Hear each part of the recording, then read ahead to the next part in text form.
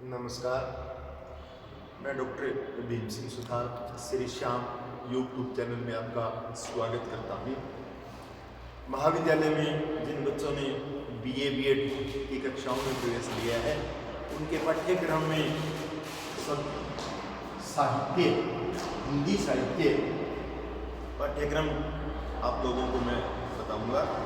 इस पाठ्यक्रम में जो बच्चे बीए की कक्षाओं में प्रवेश ले रही हैं,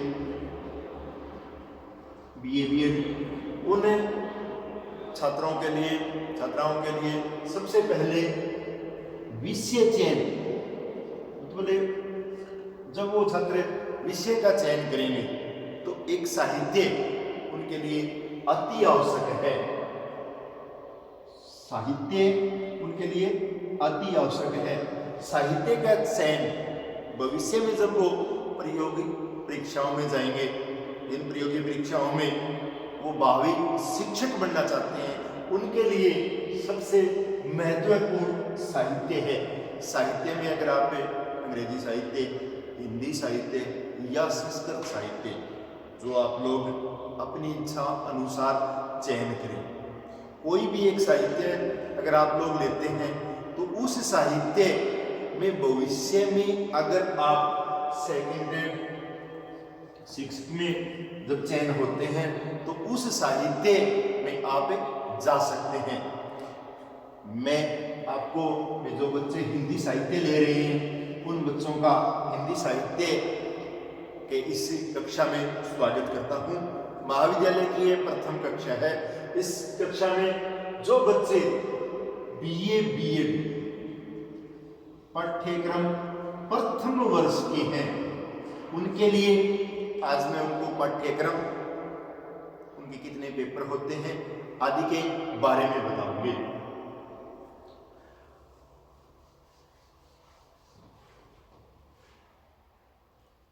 हिंदी साहित्य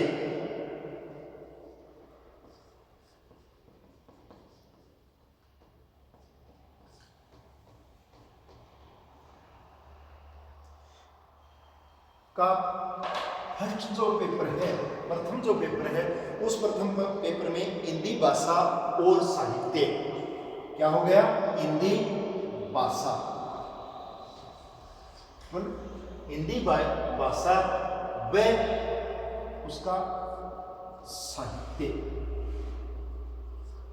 हिंदी भाषा और साहित्य को अगर आप देखेंगे तो सबसे पहले उस पाठ्यक्रम में उसके बारे में, मतलब वो शुरू किस तरह हुआ? इतिहास होगा। इतिहास,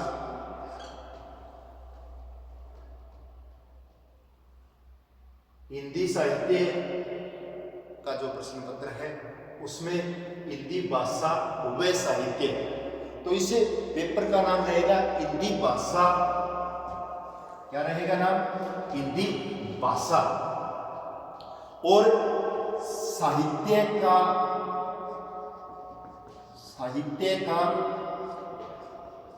इतिहास। सामान्य रूप से आपने अनिवार्य विषय के रूप में हिंदी का अध्ययन किया होगा, लेकिन जब साहित्य शब्द जुड़ जाता है तो साहित्य शब्द जुड़ने के बाद में हम उस विषय की जो गहराइयां हैं, उन सारी गहराइयों का अध्ययन करेंगे। इस अध्ययन में सबसे पहले हम उसके इतिहास के बारे में भी जानेंगे, हिंदी भाषा की उत्पत्ति किस तरह हुई उसके बारे में भी जानेंगे, जो चारों काल है हिंदी के, उन चारों कालों के बारे में जानेंगे, और वर्तमान जो काल अब चल रहा है उस काल के बारे में भी जानेंगे। सबसे पहले विद्यार्थी इस विषय का चयन करते हैं, तो इस विषय के चयन के बाद में विद्यार्थी भाषा का उद्भव, हमने हिंदी साहित्य शब्द तो सुन लिया, लेकिन भाषा का उद्भव, वास्तव में भाषा की शुरुआत किस तरह हुई? व्यक्ति, मनुष्य एक ऐसा प्राणी है जो संसार के सभी जो जीव है, उन सभी जीवों में अपनी जो गतिविधियां हैं, उन गतिविधियों को भाषा के रूप में सामने वाले को प्रकट कर सकता है। तो सबसे पहले हम इस भाषा का उद्भव वह तो भाषा का उद्भव किस तरह हुआ और उसका विकास किस तरह हुआ, इन चीजों का अध्ययन करेंगे। हिंदी साहित्य का जो पेपर है उस पेपर के अंदर हम भाषा का उद्भव व विकास, पहले तो भाषा का जन्म किस तरह हुआ, फिर उसका जो विकास काल है, इस तरह बालक है, बालक के जन्म से लेके इस तरह से वो विकास करता है, उसी प्रकार हम भाषा का उद्भव किस तरह हुआ और भाषा का विकास किस तरह हुआ, इसके बारे में जानेंगे। साहित्य की जो पृष्ठभूमि है, साहित्य की पृष्ठभूमि मतलब मैंने आपको बताया था इतिहास का अध्ययन करेंगे, तो साहित्य की जो पृष्ठभूमि है उस पृष्ठभूमि के अंदर किस तरह साहित्य का विकास हुआ। सबसे पहले भाषा पढ़ी, भाषा के बाद में जो साहित्य का जो विकास हुआ उसके बारे में जानेंगे। भाषा के विकास में राष्ट्रभाषा, हमारी कौन सी भाषा, तो राष्ट्रभाषा, राष्ट्रभाषा के साथ राजभाषा,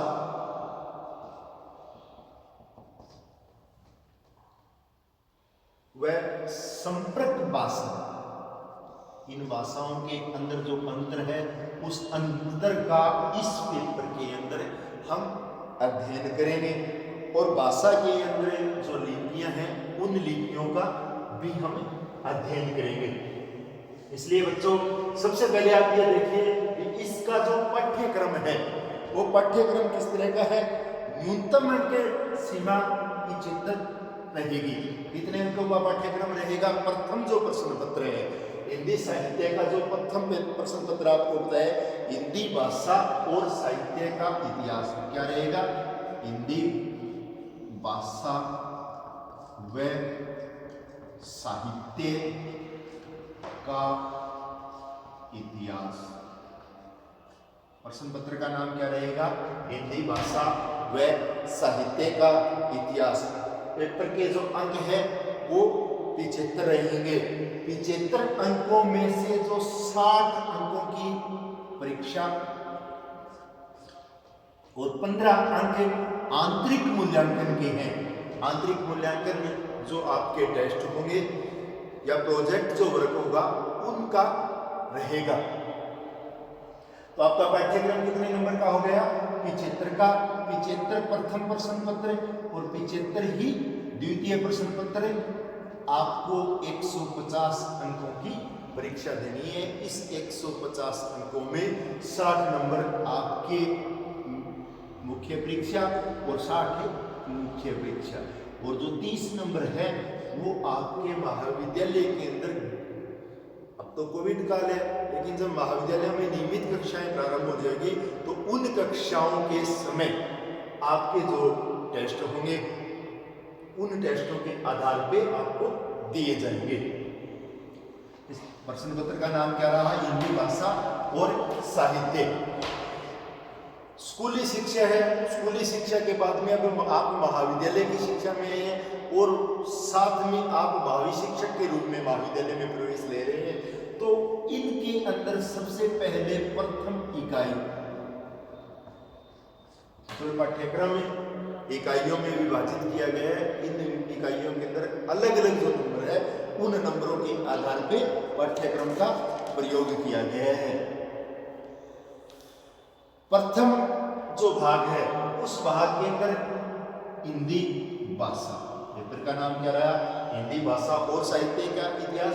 जो प्रथम यूनिट रहेगी वो हिंदी भाषा, क्या रहेगी, हिंदी भाषा। हिंदी भाषा का जो उद्भव हुआ और जो विकास हुआ उसके बारे में प्रथम यूनिट के अंदर हिंदी भाषा और उद्भव और विकास। उस भाषा के जो रूप है राष्ट्रभाषा, हिंदी भाषा को हमने राष्ट्रभाषा का रूप किस तरह दिया। राजभाषा,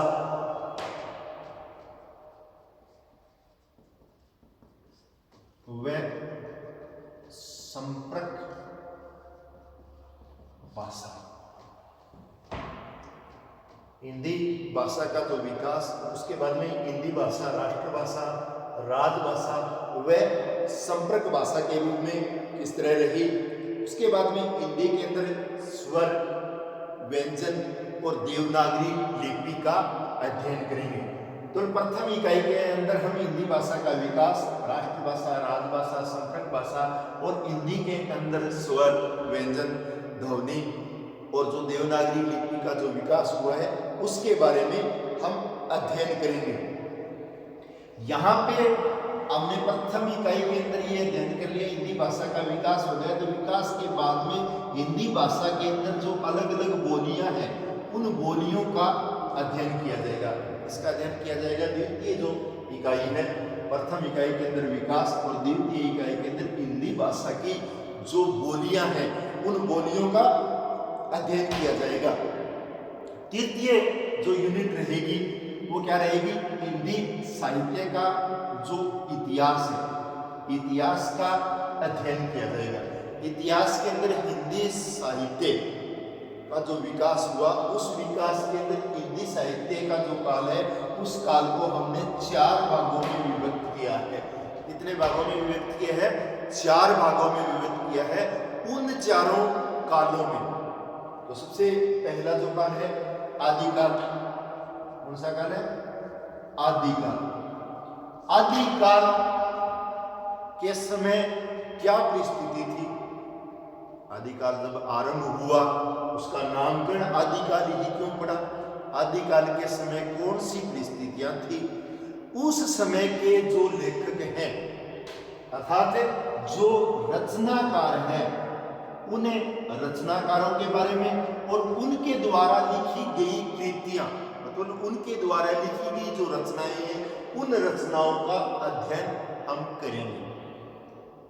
आदिकाल क्या था? आदिकाल के समय कौन सी परिस्थितियां रही थी? उस परिस्थितियों में कौन से रचनाकार थे और उन रचनाकारों ने किस तरह की जो रचनाएं लिखी उसके बारे में हम अध्ययन करेंगे।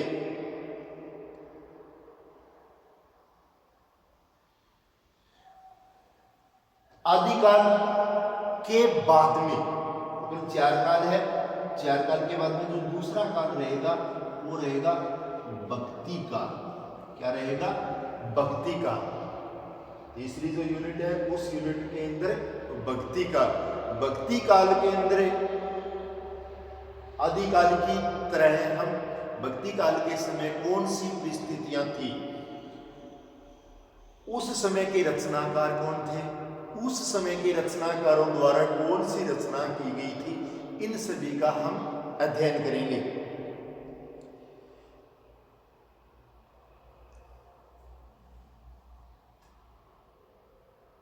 कौन कौन सी रचनाओं का अध्ययन करें हम? आदिकाल के अंदर जो रचनाएं हैं उनका अध्ययन, और यही रहेगा भक्ति काल के अंदर। चौथी जो यूनिट रहेगी अपनी उसके अंदर हमें रीतिकाल, क्या करेंगे? रीतिकाल का अध्ययन करेंगे। रीतिकाल के अंदर भी परिस्थितियां कौन सी रही, उस समय के रचनाकार कौन थे, उन रचनाकारों द्वारा कौन सी रचनाएं लिखी गई, इन सब का हम अध्ययन करेंगे चौथी इकाई के अंदर। और 5वीं इकाई और आधुनिक काल। अब जो वर्तमान में काल चल रहा है आधुनिक काल, इस काल का हम विस्तृत अध्ययन करेंगे। इस काल के अंदर भारतेंदु काल, द्विवेदी काल, छायावाद, नई कविताएं, इस काल की जो सारी की सारी है उन सब का हम अध्ययन करेंगे। नई कविताएं, छायावाद, इन सब का अध्ययन इस काल के अंदर हम करेंगे। आपकी जो 5 यूनिट हो गई, 5 यूनिटों के अंदर सबसे पहले भाषा 1 नंबर यूनिट के अंदर भाषा क्या है, 2 नंबर के अंदर भाषा की जो बोलियां हैं वो क्या है, 3 नंबर के अंदर हम क्या करेंगे? आदिकाल और भक्ति काल। 4 नंबर जो यूनिट है उसके अंदर रीतिकाल, और 5 नंबर जो यूनिट है उसके अंदर हम आधुनिक काल।